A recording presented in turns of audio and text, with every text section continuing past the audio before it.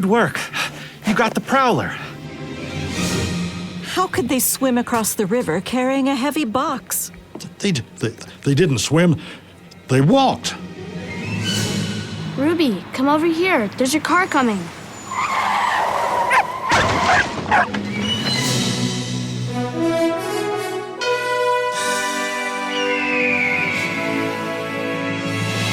I'm Miss Jean. Join me on a trip to Discovery Mountain, where the air is clear enough to hear your imagination, and where every day is an exercise in faith. Join me for today's expedition in Discovery Mountain.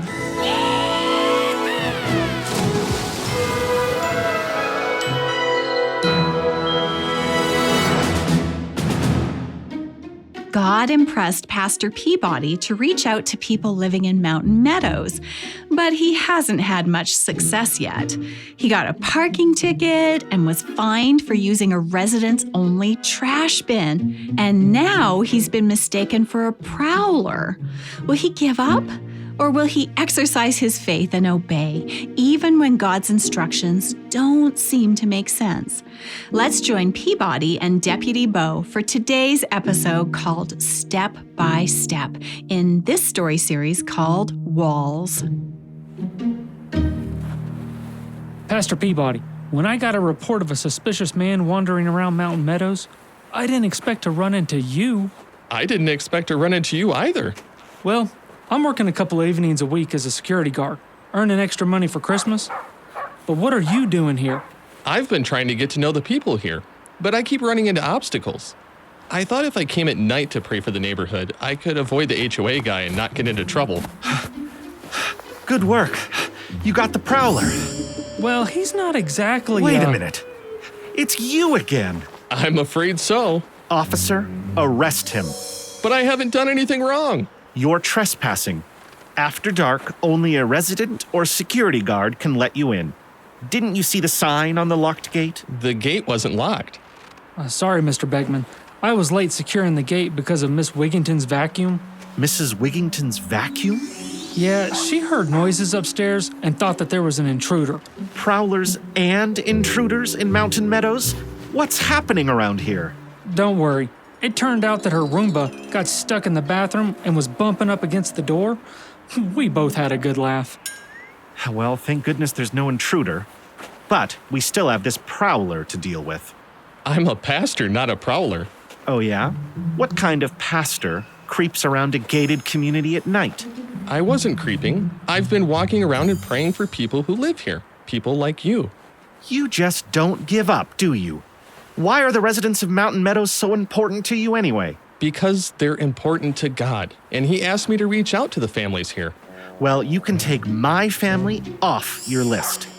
I don't believe God exists. But God knows you exist. The Bible says God created you and calls you by name. I don't want to hear any more about the Bible.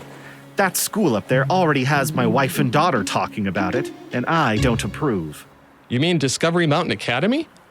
Wait, Deputy Bo called you Mr. Beckman. You must be Janet's dad. How do you know that? My son Harold's in the same class. Say, why don't you visit the Harmony Corner Church sometime?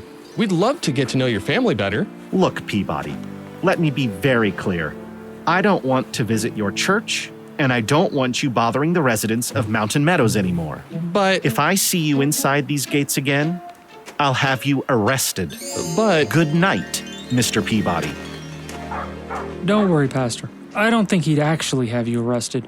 Maybe not, but I'm not sure I want to test him. So what are you going to do now? The only thing I can do. Ask God to show me the next step.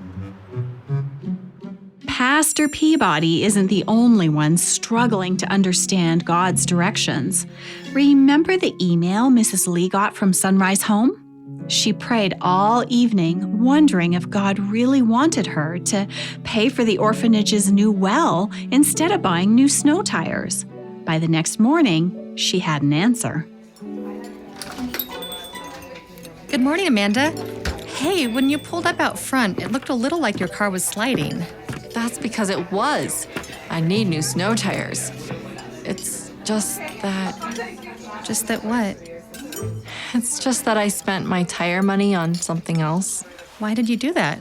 Because God told me to. Amanda, bad tires aren't safe. What did God want you to buy that was more important than your safety? Oh well. Oh, well, but you're on the city water system. It's not for me. It's for Sunrise Home. Oh, yeah, the orphanage in India. $336 to dig a new well. And I had exactly $336 set aside for new tires. I felt like God was telling me they needed it more than I did. That does seem like a pretty clear sign. Still, $336 is a lot to give up. Yes, but Janet Beckman is giving up her Christmas presents to buy school supplies for the orphanage she came from. How could I do any less? But don't you worry about driving around with bad tires? Not after Natasha said that if God wanted me to pay for the new well instead of new tires, then I'd have to trust that he would keep me safe, even with my old tires. Oh, Amanda, I'm ashamed I didn't think of that. I guess I still have a lot to learn when it comes to trusting God. I think we all do. Now, I'd better hurry and pick out a muffin. I don't want my students to beat me to class. Michelle said a quick prayer for her friend's safety and was soon too busy to worry about her anymore. About half an hour later, Amy Beckman walked into the cafe, and that brought Amanda back to Michelle's mind. Amy, did you see Mrs. Lee when you took Janet to school? No, I just dropped her off outside. Why? She really needs new tires, and I was worried whether she made it there okay. Well, you can stop worrying. I saw her car in the parking lot. Whew. You know, I shouldn't have been worrying anyway, since I'd already prayed for her safety. Does praying really help? Yes, of course. My problem is that when I turn my concerns over to God, I have a bad habit of trying to take them back up again. Sometimes it's hard for me to give up control. I don't seem to be in control of much of anything lately. What's the problem? I wish I knew. We live in a beautiful new home in a beautiful new neighborhood. And yet? And yet none of us are happy. What do you mean? Mountain Meadows has every safety feature you could ask for. But Steve and Janet worry more than ever. And Janet's fear is keeping her from opening up and making friends at school. What about you? I feel helpless. I know it sounds silly, Michelle, but sometimes I feel like my family's under attack. It doesn't sound silly at all. The Bible says there is an enemy out there. We're all under attack, and there's only one solution. God? Yes. Are you ready to let him help you? Jenna and I have both begun to wonder if God is real. Maybe we're even hoping he is. But I still have so many questions. You know, you should meet with Pastor Peabody. He'd love to help you find answers to your questions. The idea of God is still so new to me. Talking to a pastor seems like a scary step to take. Right now, I need a dozen chocolate chip cookies to take back to my beautiful, very safe new home. Do I detect some dissatisfaction? I just hate driving by that ugly brick wall every day. It seems to scream, "Keep out." I wish they'd built a friendlier wall. Good point. I'll get those cookies now, but promise you'll think about talking to the pastor? I'll think about it, but no promises. Okay, but just so you know, I'll be praying for God to help you break through your wall of doubt and meet with the pastor. Well, tell God if he finds a way to get rid of Mountain Meadows' wall, I'll make an appointment with the pastor for sure. Once you finish painting the background color of your ornament, glue your baby picture in the center. That's a beautiful golden star, Janet, especially on that deep blue background. But we're supposed to be gluing our baby pictures, not painting our Christmas scenes yet. I'm doing mine differently since I don't have... since I forgot to bring my baby picture. You forgot your picture again? Are you embarrassed to bring it? Harold, why would she be embarrassed to bring her baby picture? I don't know. Maybe she thinks she was an ugly baby. Harold Peabody, you don't have to be mean just because my dad had your dad arrested last night. Arrested? I keep telling you, my dad didn't get arrested. It was just a misunderstanding. Well, maybe he should have been arrested for having such a rude son. Janet, Harold, is there a problem? No, Mrs. Lee.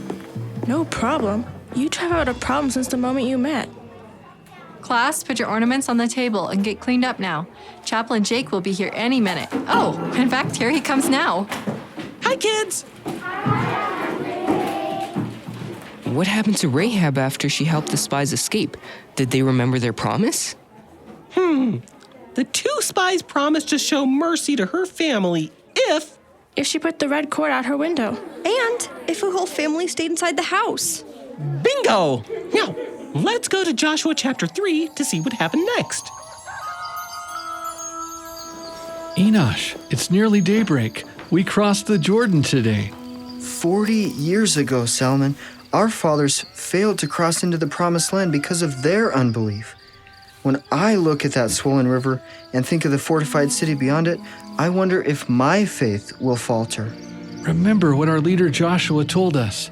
The Lord will work wonders among us today. You're right, Salmon. If we place our confidence in him and faithfully obey, he will reveal his power on our behalf. And when he does, I want to be there. Let's go. Those spies must have made it back to their camp by now, Aunt Rahab. How long does it take to organize an attack? How can they get their army across the Jordan River, Talia? It floods every spring, nearly a mile across in some places. You're right. 2 strong, healthy spies could make it across. But an army, carrying weapons and shields, it might be weeks before it's safe. You sent word to the family so that they would come here when the Israelites arrive. Do you think they'll do it? They will if they want to live.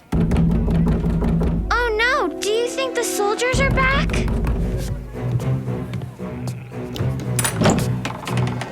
Father! It's happening. The Israelites have crossed. Crossed?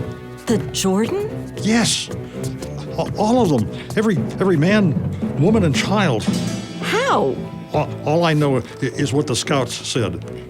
They saw it all. Saw what? Priests carrying a large gold box. They walked right into the river. How could they swim across the river carrying a heavy box? They didn't swim. They walked. Walked? The moment their feet touched the water, the river split and the whole host of Israel crossed over on dry ground. Aunt Rahab, it's just like what happened at the Red Sea when they escaped Egypt.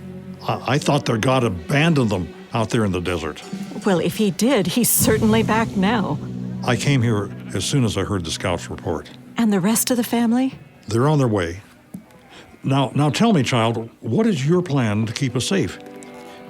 Have you hired private soldiers to protect us? Bribed guards to let us out of the city at night and guide us to safety? No, Father. I'm not relying on soldiers or guards. Then what are you relying on? She's relying on the red cord hanging out the window. What? It's kind of a long story. We'll be back with more of the story after this break.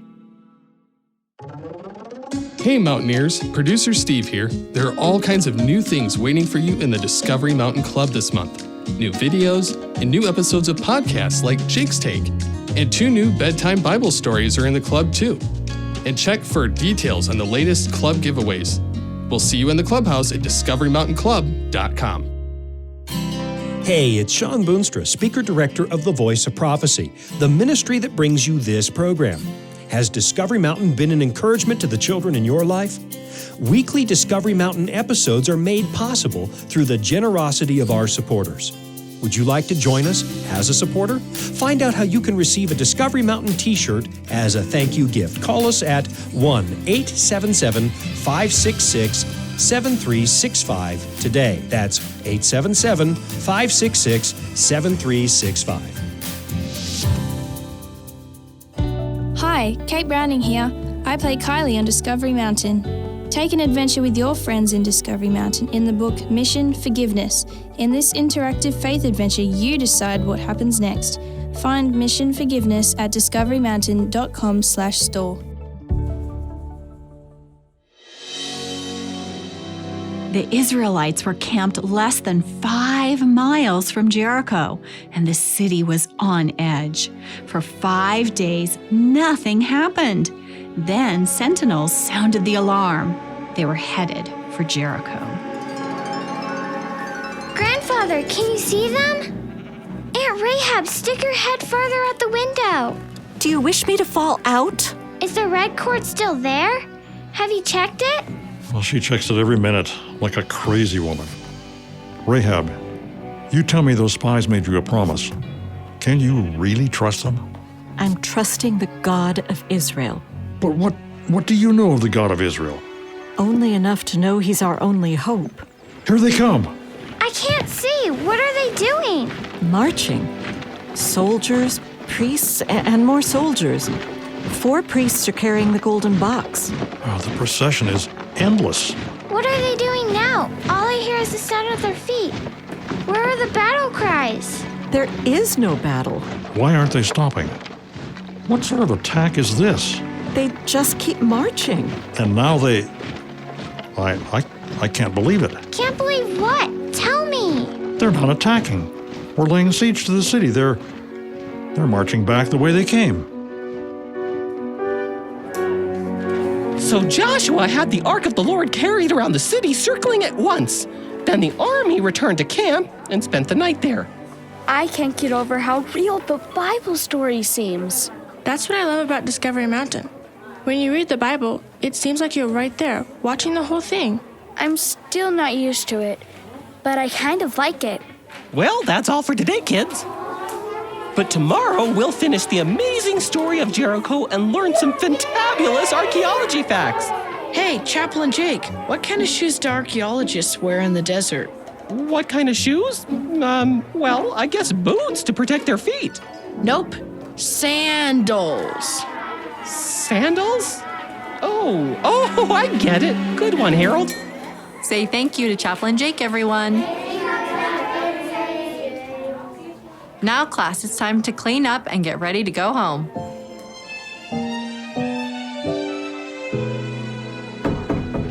Natasha, may I come in?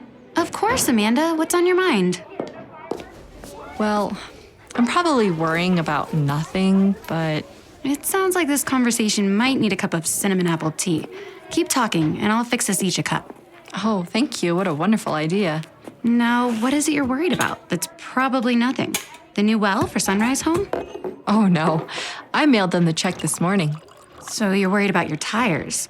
No, it's the Christmas ornaments my students are making. Oh, are they turning out to be more complicated than you thought? Oh, no, nothing like that. It's just that Janet still hasn't brought the baby picture she needs to finish her ornament. She keeps saying she forgot, but I suspect it's more than that. Have you talked to her parents about it? I was going to call her mom, but then I thought maybe I should talk to her in person instead. That's a good idea. So I decided to drive to Mountain Meadows this evening. Bad idea. But you just said it was a good idea. Talking to her mom in person is a good idea, but driving down the mountain on your old tires? Bad idea. It's only a few miles down the road, and I'll drive very carefully. Amanda... I really think if I can talk to the whole family in their own home, I'll be able to get to the bottom of the baby picture mystery. So your mind is made up? Yes, it is. Then I'll be praying for you. That's exactly what I was hoping you'd do. Mrs. Lee seems determined to visit Janet's family, even though Natasha doesn't think it's a very good idea. Mrs. Lee isn't the only one who's planning a drive down the mountain. We'll find out who else is going to Mountain Meadows after this short break. Hi, producer Steve here. Would you like to hear what's coming up each week in Discovery Mountain and the Discovery Mountain Club? Sign up for our weekly e-newsletter. Visit discoverymountain.com/newsletter. Hi everyone, Ms. Jean here. Has the daily news cycle got you down this holiday season? Well, the good news is that Jesus came to earth so that we could enjoy a better life with him. No matter what the headlines say, we can have peace on earth this Christmas and throughout the year. Now, did you know that our parent ministry, The Voice of Prophecy, created a delightful 1-hour Christmas special called Peace on Earth?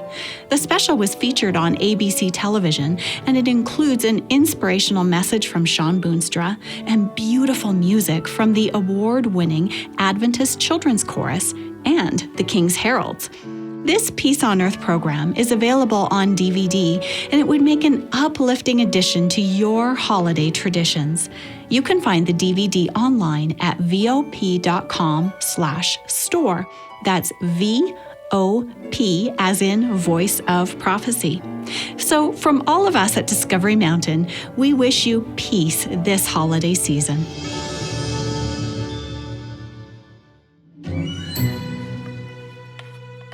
You plan to go where? Mabel, I know it sounds crazy. That's because it is crazy. Dad, last time you went to Mountain Meadows, you almost got arrested. It makes no sense to go back. I don't want to have to bail you out of jail. I don't want that either, but God is telling me to go, so I have to go. But what will you do once you get there? I don't know. You don't even have a plan. No, but I'm pretty sure God does. Harold, get your coat. Are we going somewhere? Mountain Meadows. As much as I'd love to have your company, Mabel, are you really sure you want to go? If you're going, I'm going. And if we're both going, then Harold has to go too. Do you think they'll let us be in the same cell together? Mom, since I can't sell my note cards to the neighbors, I need another way to get money to buy school supplies for the orphanage. Can I ask Grandma Kate to give me money instead of presents this Christmas? I suppose you can ask, but knowing my mother, she'll give you a stack of presents too. Janet, can you make Ruby stop barking? I'm on an important call and she's making a real racket out there. Sorry, Dad. It's my fault. Your fault? I accidentally threw her favorite yellow ball over the wall. Well, go get it for her. I'd like to finish my call in peace. Mom, do I have to go out there? It's dark and I'll have to walk clear around through the front gate. I'll go with you. Grab a flashlight and Ruby's leash. A brisk winter's walk will be good for all three of us.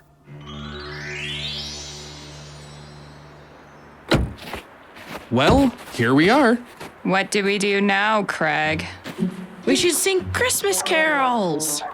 God brought us here, so we need to ask Him what to do next. Lord, the people of Mountain Meadows belong to you.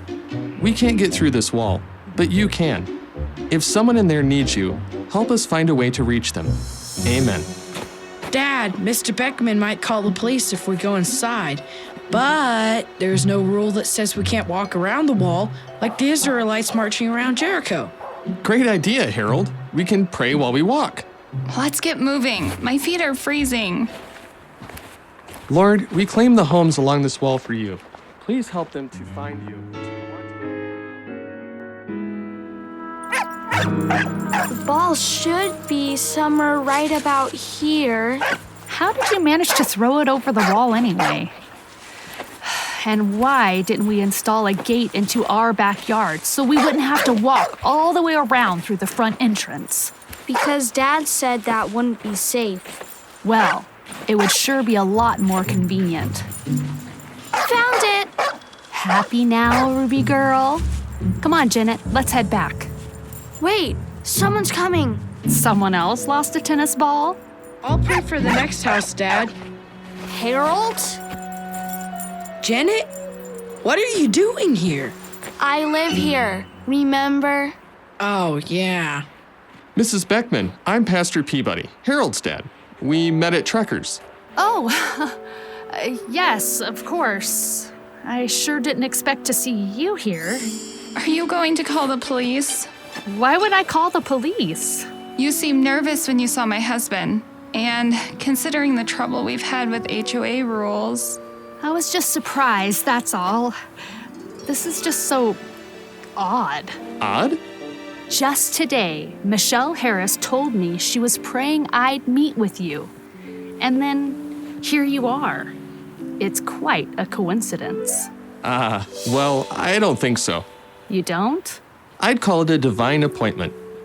Divine appointment? Yes, a seemingly random encounter that's actually been arranged by God. Tell me, what brought you out here tonight?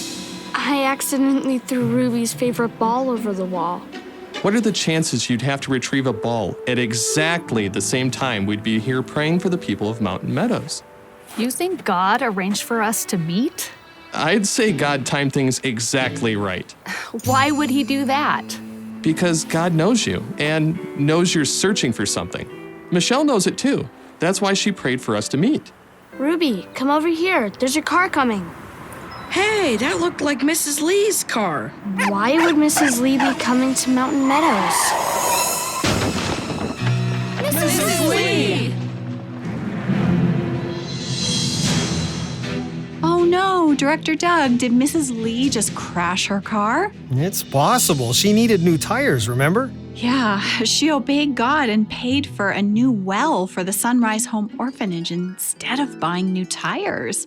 So why would God let her have an accident? Well, we don't always immediately understand God's decisions, do we? At first, I'm sure Joshua wondered why God told the Israelites to march around Jericho. And Pastor Peabody didn't understand why God kept sending him back to Mountain Meadows until he had his divine appointment with Amy Beckman. That's true.